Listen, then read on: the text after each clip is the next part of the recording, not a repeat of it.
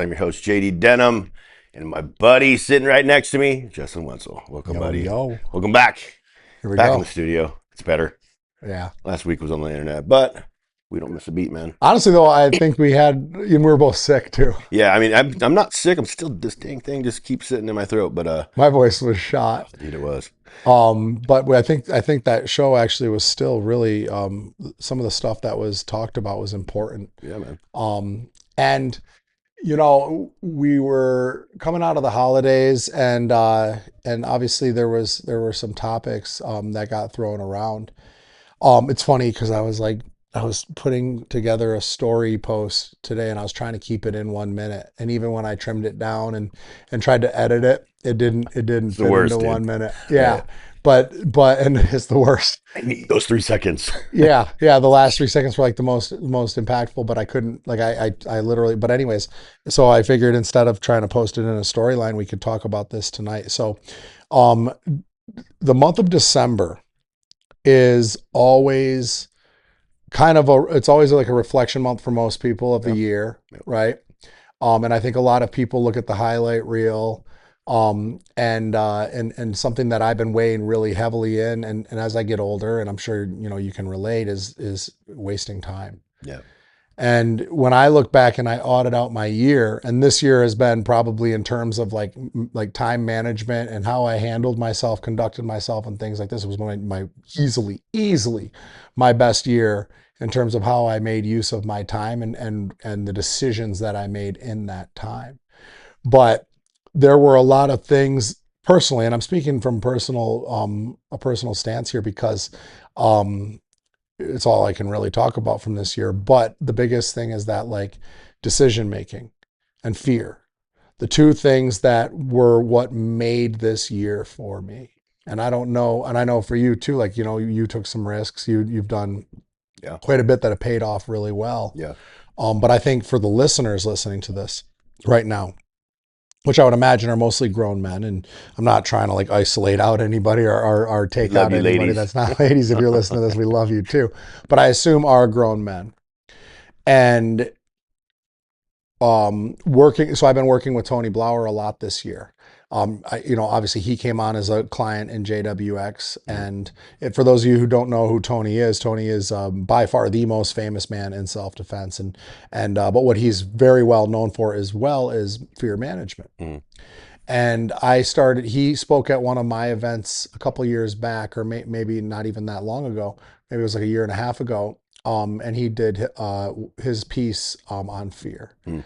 And he spoke at my event that I was hosting, but I was probably, and there was like 60 to 80 people at that event, and I probably had more impact out of it, or I was impacted out of it more than anybody else. But it got me thinking about and what we talked about this morning a little bit at the gym was about, and in your office was about fear, and Mhm. about how men are they have something inside of them, but they're letting fear just completely control them and Freeze dominate them them. and freeze them. Yeah. And time is going by and it's not going to stop. And I know it's cliche, and I know it is what it is, but it's like you have to accept this, Mhm. And so I think, I'd like to really push people listening to this today and just sharing our own experiences and things. Um, the only wrong decision is indecision. And time is of the fucking essence. So what is it? Let's stop there for a second and unpack that for a second because that's a lot. So what is it that, from your obviously viewpoint, is freezing men or stopping them from moving forward, probably more than ever before? So there's a couple things. One, I think scarcity is the number one thing, Mm. right? And anything can be qualified as scarcity, but one would be like if somebody's like thinking about like starting a business Yeah. or investing in something, right?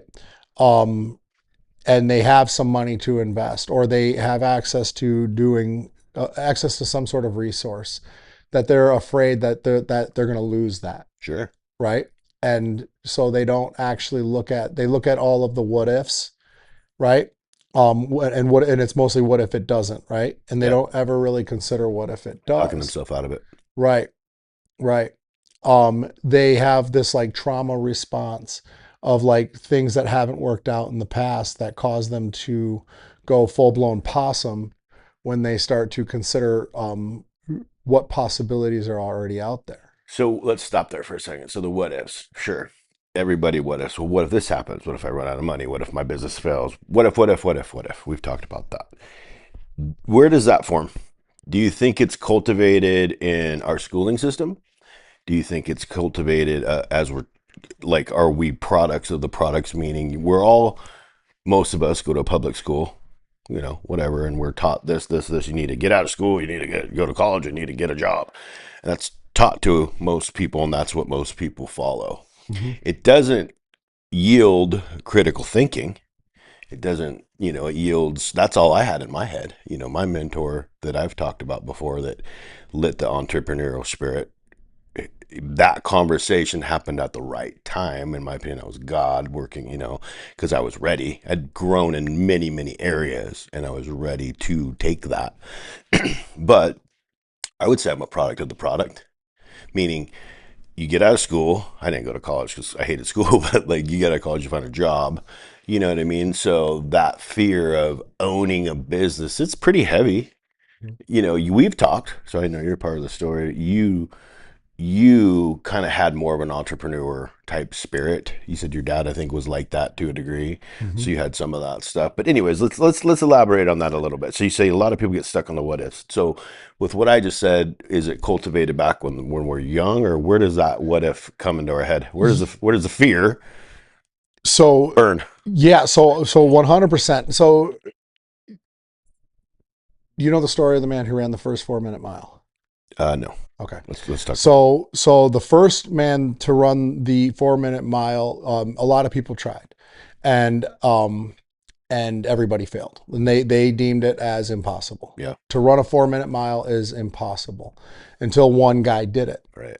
and then immediately after that guy did it, people started doing it. So I think a lot of times, like people first when they're the way they're raised, right? So an example for me, like I run towards risk. I have no problem with the what if I lose it all for the Yeah. most part. I still will nowadays because I've accumulated so much. I'm Yeah. afraid of, I'll run into Sure. that little bit of like, oh my gosh, like what if I lost it all? I'll be a Sure. nobody. And that's something that I work through. But what got me into the spot in the first part was because I watched my dad run towards risk, and I watched my dad bet on himself, and I Mm. watched that. So I saw what was possible. In other Mm. words, I was like the second guy who ran the 4 minute mile in my world, Right. right? Because I saw him do it, and I was like, so then it was like, well, what if I ended up successful, Mm. right? So first it's what do you know that's possible. Mm. So if you're somebody who grew up with a family who was very in their means, safe, worked a job that Use your told. maybe they went to college for it, but they got that and they lived a very standard. Lukewarm. Well, yeah, but to some people that's living the dream, Of course. right? The corporate world, or work their way up in the union or whatever. And that's what they saw, and that's what was ingrained in them, and that's what their family told them. Yeah. They didn't see firsthand what was possible. Yeah. They might have heard about it. Right. They might have seen other people do it, but to them, in their immediate circle, all they have. So first, it's like what's possible. Second is like your mentor. Now, not only did he also show you what was possible, but he took you along for the ride. So then the second thing is, who are you around? Absolutely. So if you didn't have that, right? If like you didn't have an entrepreneur or a go-getter family system, and you had people who were complacent, right, or content in being Contagious. right, exactly. You're already a little bit behind right there, maybe. Mm. And I'm not saying that you are, because there's a lot of people that became entrepreneurs and very successful and stuff like that came from those types of households. But then I think the second component was they entered in rooms with people who were doing bigger things. Sure. Well, and that, I mean, we'll probably always circle back down to that because it's so important. Gosh, it rings in my head constantly, dude. Constantly. I mean, because so let's take somebody that's sober. You can say, God, I got to go to this meeting tonight. Or you can say, I get to go to this meeting tonight. Same meeting, same dude, different mindset, right? That's how easy you can flip the switch. It's a training of your brain, but like if someone's listening to this and you haven't opened up a business, which I didn't for a long time until the last few years, um, it was getting around the right people that lit that fire within. Because I mean, you start to get on a journey. This is at least my journey with this stuff. You start to get on a journey of self improvement, which you get in shape, and that's enough. You do well at a job. Like I was in the mortgage industry, I had what most people would call a successful mortgage career, money wise, and blah blah blah, things that I'd accumulated, blah blah, tangible stuff.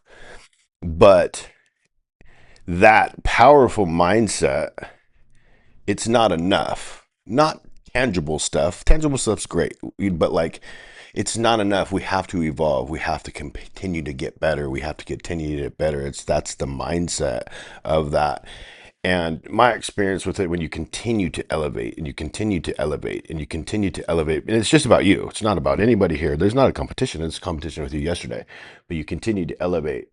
You start to elevate above the people that are just content with okay, right? And then you're kind of like, well, but over here floating around, a lot less people up here, but there's other people that have elevated, right? And then you connect, Mm-hmm. and then those people connect, and then it's the sky's the limit because those people have that mindset that's matched, and it's like a freaking forest fire. So that, yeah, there's two things to be said about that. So, the first thing that you talked about was personal development. So what we talked about first was like your upbringing and your nature nurture situation. The Mm. second thing is like the people that you surround yourself Yeah. with. The third thing is confidence and self-worth. So what you just said is exactly spot on, right? Like, so, you get involved in personal development, whether you start to get in really good shape, Mm. you start to learn more about mindset, and you start to learn more about nutrition, and you start to learn more about being a better parent, being a better partner, being all of these things, and you Right. really dive into that, right? And you stay very consistent over time, right? So Yeah. consistency breeds what? Just confidence, right? Discipline brings confidence. So as you become more confident and as you become more self-aware and carry ultimately more self-worth, now all of a sudden, well, what's more important to I'm you? worth it. I'm worth it, and your time is more valuable, Absolutely. right? So suddenly it's like for me, like I can tell how many times I thought about like, dude, I got jacked and I look so good. What the fuck am I doing sitting in a showroom all my life? Mm. Like I want to be out like with my new personality, my new body, my new look, my new like vibe, my new sense of self-worth. Like being stuck in a 9 to 5 seemed fucking foolish for the Oh man that yeah. I had created. Interesting. So you start to develop confidence and self-worth, and now all of a sudden your time becomes so much more valuable. Yeah. You just start to sharpen a badass. We talked about this morning. It takes time. It takes cultivation. Nothing is grown overnight. You got to water it and water it and water it and water it, and all of a sudden that sucker grows. Mm-hmm. Everybody wants instant gratification, man. And so many people are okay with mediocrity, and that's why I think so many people are depressed. I think so many people are anxious. That's why so many people pour alcohol in their lives. That's why so many people pour pornography on their lives. It doesn't matter. We've talked about it. But how do you break out of that mold? I'll tell you something that I went through. I don't think I've shared this on this podcast. So I didn't believe in marriage. I went through a rough divorce, and I'm like, no way, dude. No, I didn't see one. I was jaded as hell, and I didn't. I just was rough. Just leave it there. And two, I looked around and I didn't see any happy married people. I was just being honest. I didn't see that many happy people, married people. So when I got sober, I just that was my thing. I had been divorced. I already had a daughter, and that was all I wanted, man. I don't want to have any more. I'll date someone forever. Blah, blah, blah. Then I fixed myself. I got sober, and then I fixed myself. I took a year off women and actually healed. We've talked about that. I healed. I did deep healing on why I always needed a woman near me, but I wouldn't let her get close. And I healed that part of myself. And then God says, here is Alyssa, who is my perfect partner. Just, I love her to death. Like, you know what I mean? We are a perfect fit. However, right? Nothing's perfect to the degree. So we get married. I say I wouldn't get married. We get married. And 6 months after we get married, I'm up early and I hear her. I'm starting to see differences in how she's acting, right? She's acting different. And like when you see somebody relapse, because people are like, how did you not know? Like, I don't, she's my wife. And like, you don't, she was sober she had years sober, and I'm like, you didn't want to believe it. And so the day that I realized where this happened was she was up or before me in the closet with a light on, and I hear pills shaking. I'm an ex-pillhead, dude. You know what I Yeah. mean? I know Yeah. what that sound is. Yeah. You know what I mean? Then she goes into take a shower, before I'm up, which I'm up super early. That was weird. So I go to the closet. There are pills in here. And then all I have to do is, where would I hide them? There they are, and then I find an empty bottle of Adderall. And then not only that, I found like multiple bottles of Adderall. So that was the downfall. Long story short, I'll spare you. With a 2 month time, I caught her. She had relapsed. She denied it. Blah blah blah. I'd find like alcohol in her purse. It's not mine. It's like what? Like, and it just Oh was yeah. 2 months of like absolute hell, bro. Like talk about swan dive into self destruction. My bride just did a nosedive into hell and took me with her. And like I was sober. I don't want drugs in this house. It's bad energy, and I was pissed, right? And so 2 months, man, this gal just went deep, deep, deep. Got back at heroin, ball bells, rough, and to the point where I'm on the phone.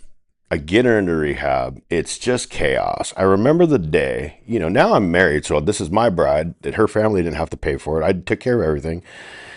Car comes to take her to detox, and I'm just like frazzled. It was just chaos in this house for 2 months. Right? Lies. She's lying to me about everything. I'm just like finding drugs. It was hell. I'm seeing the other side now. I'm that guy. Now I get to see the other side of the drug addict. And car comes to pick her up. And I put her in the car. She goes off to rehab. And dude, I sat on the curb and I was like, that was freaking gnarly. You know what I mean? And I was the branch manager of a large mortgage company at the time. And I have a very strong work ethic and I can decompartmentalize stuff. So my wife of 6 months that I didn't want to ever get married is in rehab. I'm pissed at her. She's lying all the time. And I go to work and I can decompartmentalize it. But when I go home, that's where the problems are sitting. So I'm home alone. And now I'm stewing in all kinds of, F her, F that. How could she do this to me? Me. Just thinking about my perspective of the situation. And, uh, and, have I told you this story? Oh. Oh, dude, this is a good story. So, two things. I had there. I'm the branch manager. I had some gals flirting with me. I'm not. I don't cheat, and I'm faithful. But now I'm pissed, and now I'm vulnerable, and some of these flirts start getting returned. And so, for the first probably 3 months that she's gone, I'm working home pissed. This gal and I are texting back and forth, and it starts to elevate. And I am sitting at my kitchen counter one day, and I'm going to cheat on my wife tonight. 100%. I was about to set up the rendezvous, so to speak. And I was about to text this guy to set it up, right? And my phone's sitting there, and it rings. It's my buddy, my brother. He's sober too. Buddy, the guy would walk through fire for this guy type guy. I think, am I going to get this phone call? What's up, man? JD, how are you doing? I'm not good, dude. I'm pissed. My wife is in rehab. She was hiding drugs all over the house. You know, sucks, man. Is there anything I can do for you? No. What are you going to do? I think about it. Tell you what I'm going to do. I'm going to go smash the hell out of this chick right now. I'm a grown man. I don't need, I'm not going to hide nothing. I'm going to go do this. You know what I mean? There's a pause. We talked about pauses. There's a pause. He goes, yeah, you could do that. Or what you could do is be the man that I've watched you grow into, which is a man of integrity and a man of character And you could choose to be that guy and be the rock for your bride to lean on in her weakest hour. Oh, knocked down, right? And then he continues. He goes, pissed off she hiding drugs in your house. I'm like, yeah. Let me ask you a question, JD. Did you ever hide drugs in the house when you're doing drugs? So you pissed off she's lying to you. Let me ask you a question, JD. Did you ever lie to anybody when you were doing drugs? Just smacked in the face with the truth, bro. So, dude, all right, bro, I get it. I get it. Thank you. You know what I mean? That was God that showed up that night for one. But two, I obviously, right from that point, chose to be the rock for my bride, right? The point of that is this. So what I did to cultivate, if anybody's listening, great story by the way, right? But that's not the end of it. What I had to do, because I was in such a negative mindset, is I had to get myself out of this mindset. I'm a very disciplined person, but I was pissed. I felt angry. So what I did was I had positive stuff in my headphones all day, every day. Now I wasn't listening to it all day, every day. I let it sink into my subconscious. And that's when I started to realize how powerful words are, how powerful thoughts are. You know, have you ever heard the speech of Matthew McConaughey? How he drops that 45-minute speech? Best damn speech of the world. I will listen to it every day because he's like, don't leave like crumbs, man. Like crumbs, like flirting with other girls. Like, you know what I mean? That's just such a powerful, and I listen to it every day, man. I needed it. And I started to turn my brain around and get back into the powerful, that mindset. Like, dude, I'm going to support my bride, man. And like, it's just, man. So that's the cultivation that all of us have to do. So anybody listening to this, if you're feeling down, angry, try that. Just have head stuff in your headphones that are positive all day. It will seep into your subconscious, and you're trying to retrain your brain, man. Like if you don't want to eat carbs, it sucks at first, but you get better at it. You know what I mean? So it's the cultivation of who the hell we want to become, man. Mm-hmm. Right? It's the cultivation of who we want to become, man. So kind of a crazy story. My wife came out and kicked ass, man. She was a whole different person. I have no idea, doubt in my mind that God put her through that for a reason, because she came out and was on fire for sobriety for one. She was off all of her stupid medications that the first rehab had her on. All these like she was on like 8 medications. She came out totally pure. And the best part of that was she started going to this Monday night meeting that I started to go to support her. I met all the men that are powerful in my life. I met Will there. The man that I have a multi-million-dollar business with, I met him at that business. Would I have met him otherwise? God knows what he's doing, man. Hmm. Powerful, right? Yeah. Yeah, it's really.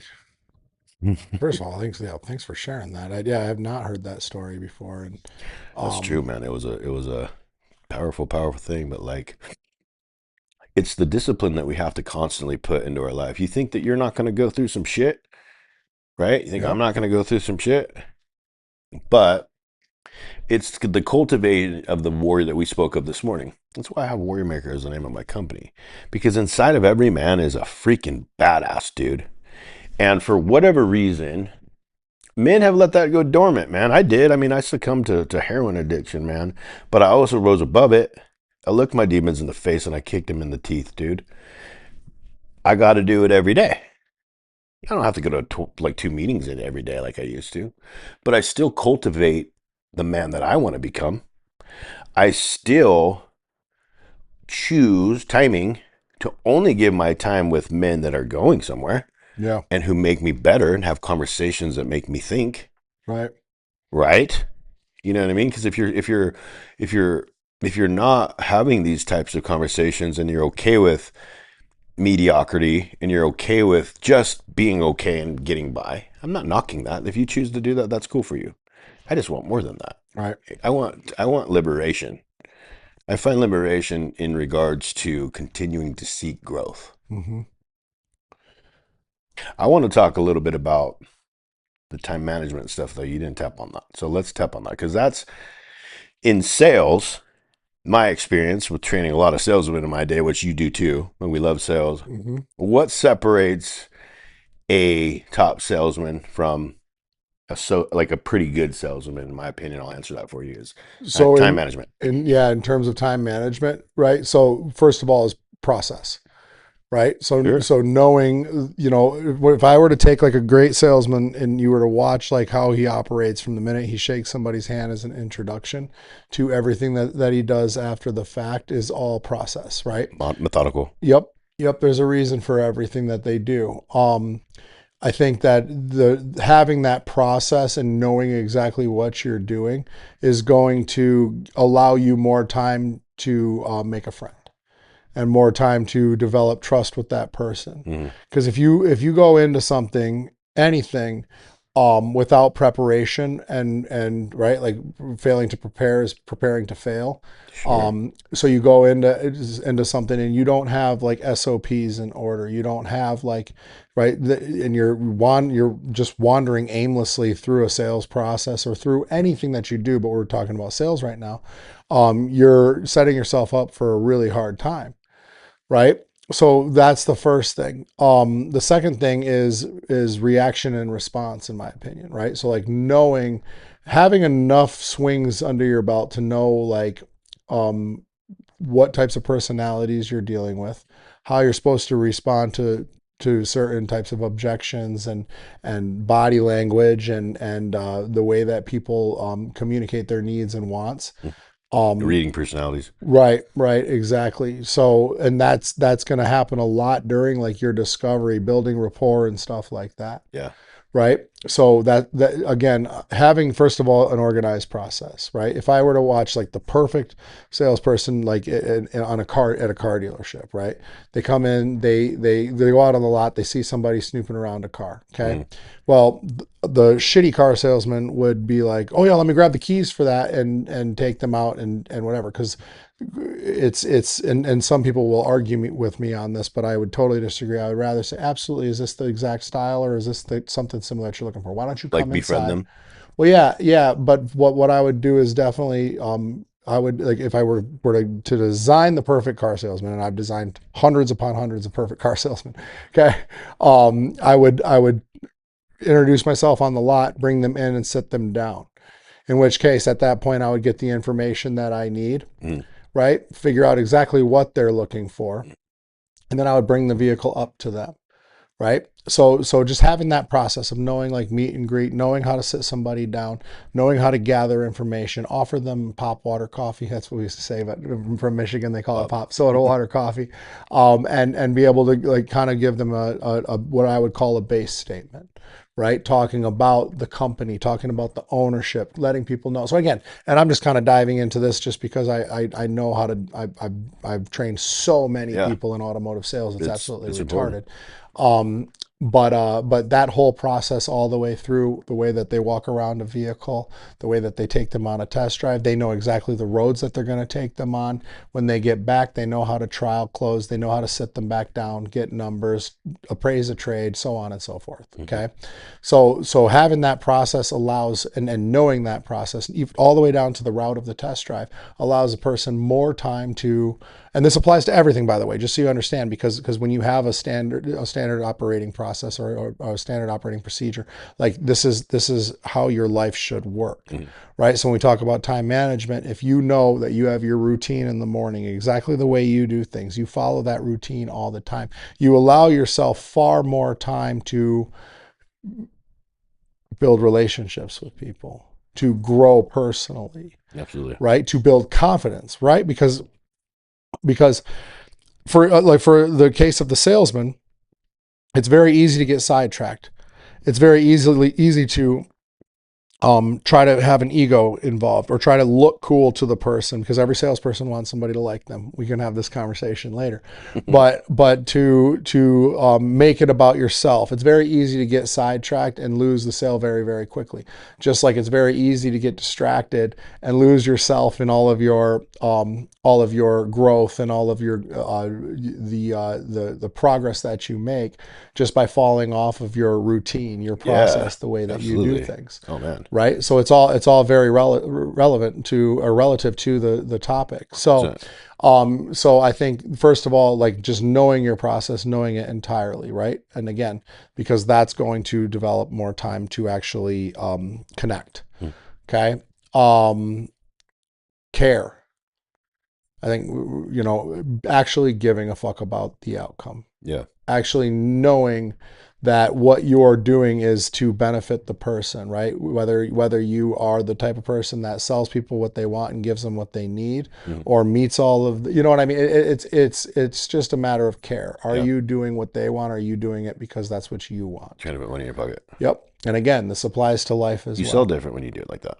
100%. Well, yeah, it's easy because you've already established trust, and not only are you going to have an easier road to the close, but you're also going to have that customer for life, just like you're going to have all the friends, all the connections, all the people that you make for life. Yeah. So that has to be. Bruce Cardenas said it in this, and why he told me it was so funny. Before he got into selling protein bars and stuff, he was in car sales, and before he got into law enforcement and personal protection for like Mariah Carey, Michael Jackson, like all kinds of huge names, he sat right in this chair and he said, the reason that I was successful at car sales and the reason that I was successful at and what he's known for is relationship building and unifying people and bringing businesses together, and to Yeah. the point where he's done it for $1 billion business now, Hmm. which is Quest bars. Hmm. He said that I wanted to give value without expectation, right? I love it. But It's the huge. thing is it's very, very hard for people to create a lot of value when it's self-serving. It's impossible, right? It's very, very hard for you to create a lot of value when you're scrambling, running around like a fucking chicken with your head cut off. Or selling in desperation. Well, and then, yeah, most importantly, if you've, but why do most people sell out of desperation? Well, because they're not meeting like an expectation. They don't have money in their bank, therefore they sell different. There's Right. no Well, but if you look structure to at, what you just if you're said. looking at a salesperson, you're talking about somebody who works month to month, right?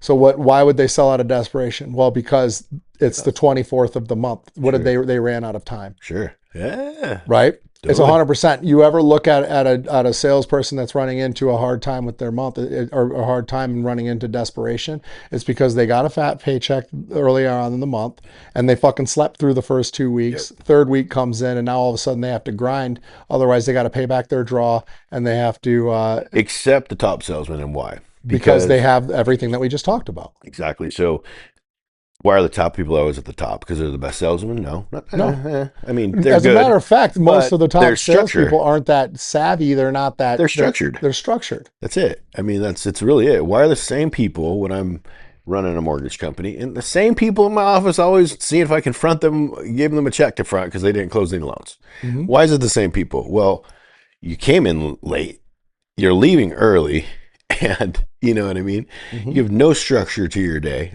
This is very easy to understand. 100%. You know what I mean? Yep. Well, I think we and I talked about this when we were at the gym. Maybe it was you, but anyways, I was blown away that people don't have structure. You don't have a structure to your Most day? people don't. But I never knew that. See, because I don't even know where that came from. I think it was always just in my head. Like when I started doing mortgages, we're time zones. I did loans in all states. Yeah. I mean, how hard is it to think what time I should call Florida? But they don't do that. I was blown away. Like why? So when they'd be in my office, well, let's break down your day. Let's see why you're at the bottom all the time. Like, tell me about your day. Mm-hmm. Well, I just come in and work. No, like what? Like what's the structure? Deer in headlights. Like, well, what do? You don't think through anything? No, they don't think through anything. Right. You know what I mean? Like where it's like you don't at least think about the time you're going to call different states. You just call these leads whenever they pop up. Like you don't think through that stuff. I was blown away by it. I was Right. blown away by it. So yeah. So if you look at like, and I can speak for myself, and I know I can speak for you too. If you look at like from the minute we wake up and get out of bed, like all the structure that we have in our morning, right? Every day. And you've talked about your routine. You guys don't even like my shit's so down to a detail, and you don't have to have it like that, right? Like you don't have to be like that one dude who blows bubbles in Saratoga water and all of that. Like you don't have to be like that dialed in. However, what I would tell you is that if you stick to a structure long enough, you're It's a going habit. to be able to start to predict what's going to happen, right? You can't guarantee the future, but you can guarantee that you're going to have a better outcome, assuming that you're consistently doing the right things and positive things in the moment as you go, Absolutely. right? So most people don't have structure. So if we relate it back to the salesperson who can't manage their time, the month slips by, and before you know it, you got to pay back your draw, and you don't get a bonus check, and So now you're selling out of desperation. you're selling out of Right. desperation, right? And then when you're selling out of desperation, you start to slip up, you start Cut to make mistakes, corners, right? tell little lies. Yep, and you turn into, what do we talk about, right? Scarcity creates monsters, right? So then Yeah. you turn into a monster. Right. And then that carries into the next month. And then Mhm. that carries into the next month. Then you might have a month where like you recoup and whatever, but ultimately all that time you blew, you're not going to get back. Right. And some people come out of it. Most people wash out and end up back in a 9 to 5 job. Yep. Most people. They say what is it? I think it sells on. It has like a 3-year wick. Most It's don't make it. yeah, yeah, It's. I mean, it's stressful unless you're good at it. right. You know. And so that's how it would apply to people who are sitting in a fear loop, wasting fucking time, Right. right? Like, okay, oh, I started a diet and 2 weeks in, I quit and gained all the weight that I lost in the 2 weeks back plus some, because that's how it works. And then oh, I'm gonna do it again, and then I start again, but I can't commit to being consistent with the process, with the sales script, with the things that I know work, Mhm. but I can't commit to staying consistent with it. But we have like similar things because we talk about now in your 4 o'clock thing on Thursdays that we do, and I love it because you get to see people. I hear it often. They're not even putting. I'm gonna start posting. What do you Mm-hmm. mean you're gonna start posting? Do it now. What are you waiting for? Like, do it. Yeah. Do it. Like, get action, action, action, action. You know what I mean? Like, people are always like pushing everything off. Tomorrow, what's the best day to start working out? Tomorrow. Mm-hmm. For so many people. So that goes right back to time management, but more importantly, valuing time, right? Successful people value time more than anything, Hell yeah. right? I don't give a fuck if you save me money, save me time, Right. right? Right. So people who cannot grasp this, the idea of how fucking important your time here on this planet is, Mhm. will never be successful. So it makes me think. So I was driving up to San Diego this week with my mentor. I talk about him. I say that because I give him that respect. He's a man that changed my life, man. Just hit the conversations. They just, they helped me start all these companies I've been doing. But anyways, I'm driving down there with him, and he was talking about how, he's a wealthy guy. He's had multiple companies that have done really, really well. He's a wealthy guy. But he does a financial channel, so he had a guy that reached out to him and wanted to pay him $10,000 for an hour of his time to help him set up something, blah blah blah. And he goes, it's pretty liberating to get to the point where I didn't want to spend that hour. That's $10,000, but he's successful to the degree that he can say no to $10,000 for an hour. Like, that's Jedi shit. Like, dude, like, we talked about this. Let's bring this up for a second. That Sean Whalen video where that Lamborghini's backing out. And it's not about the car, dude. It's about the man you became to be able to buy the car. That Right. was Jedi shit. Like, that is so powerful, dude. Mm-hmm. You know what I mean? It's not about everybody wants cool shit. But what type of man is able to cultivate to become the person to be able to buy that cool shit? Right. That's powerful. It is. And to me, that's somebody who has created the discipline, No other right? way. What's that? There's no other way. There's no other way. Who's committed to the consistency of a routine and a process. Jocko Willink says discipline equals freedom. Oh yeah. How true is that? There's nothing There's wrong about it. liberation when you keep your word to yourself. There's no exception to the rule. And then people that go on vacation, they that they're doing good and they go on vacation, they can't get back to it. That's why you can't get step stride, man. A lot of people can't get back to it. Mm-hmm. Um. And that again is it's all about how you value yourself and your time. Mm. because like I can tell you right now, I vacation a lot. Me I'm too. very, Earn that very, yeah, we're shit. very, very lucky and very blessed, right, to be able to come and go and do what we want. And I've been talking about that a lot, right, lately, because again, my biggest emphasis is for people to really start to respect like what they have left, what time they have left on this earth. And for me, like when I know what, that I have goals that I want to also achieve. Mhm. So I have freedom. Mhm. I have a lot of freedom. Mhm.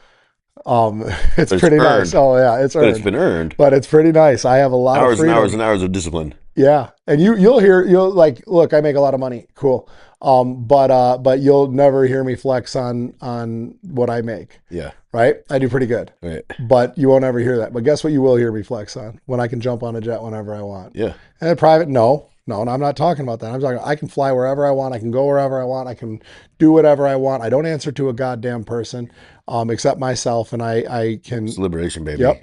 I can wake up whenever I want. I can train. I can not train. I can do whatever. Guess what? I still choose to wake up at the same time. I still Yeah. choose to stay very disciplined. So when I go on vacation, and it's funny because Freddie and I are going to Tulum and Christina, and we're going to Tulum at the end of the year. You're going to Cabo. And when I book, Tulum's a little bit different because the resorts don't have like the best fitness centers. It's very rustic there. It's very like, it's in the jungle, right? So they're not resorts like Cabo. So I wanted to find the resort that was closest to the Tulum Jungle Gym, Mm. right? Which is outrageous. Tulum is so expensive, but it was like, I wanted to have something close to the jungle gym because I plan on training there every day. Mm. Okay. Hell yeah.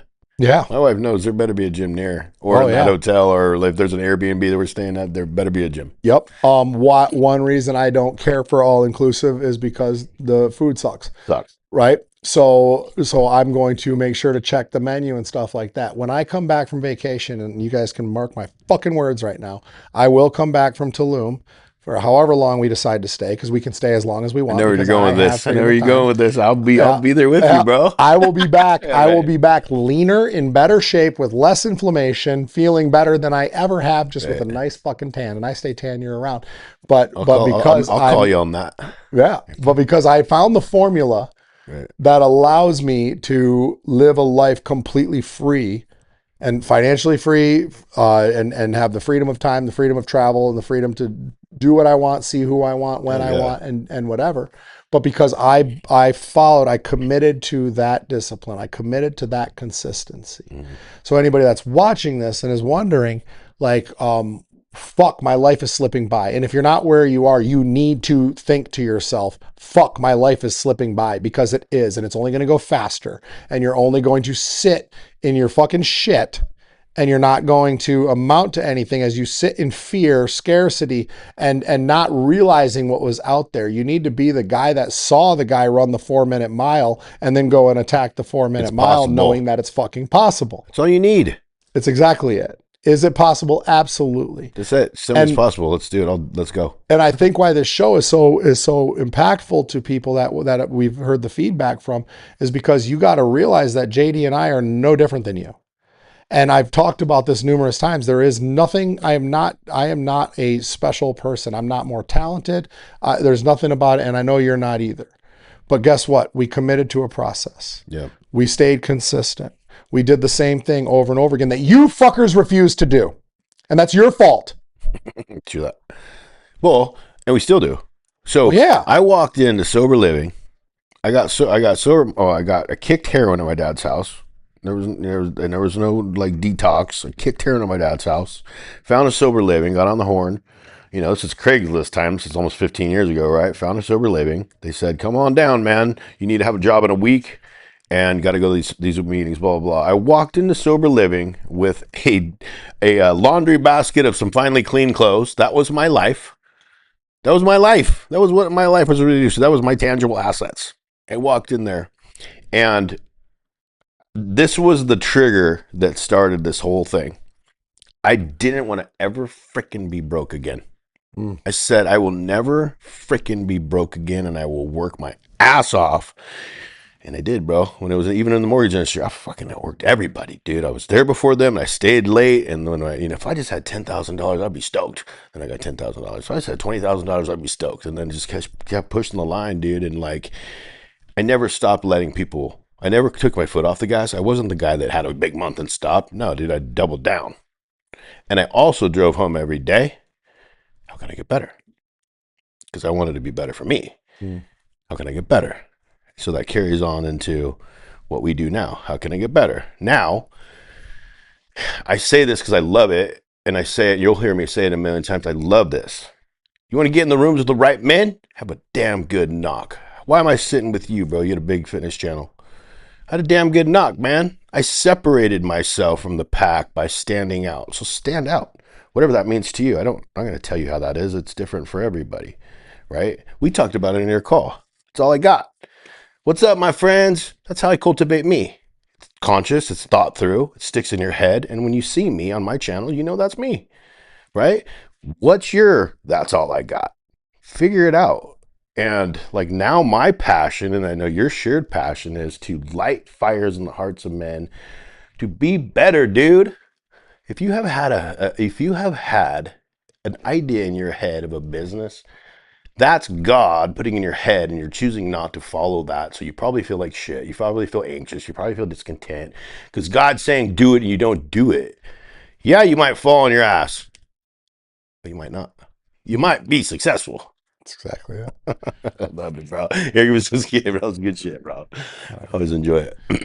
Guys, thank you for tuning in.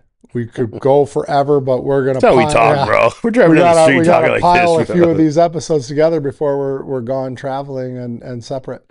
Maybe we'll shoot one while we're at our resorts too. That would be fun. Yeah, do another Zoom. We'd also like to, and I know there's people because drop DMs, drop whatever. If there's a certain subject, this is the stuff we talk about, and this is like the flow of the podcast. Justin always have like a theme, but it goes where it goes because it's organic and it's pure. Mm-hmm. It's always going to be like that. It's just we talk how we talk when we're driving down the street. Yep. But if there's something in particular, if you've heard a story from him or me or whatever, and you want a certain subject, we'll tackle whatever, dude. Oh yeah. Bring it on, baby. Let's go. Tune in next time, you guys. Hey guys, take care.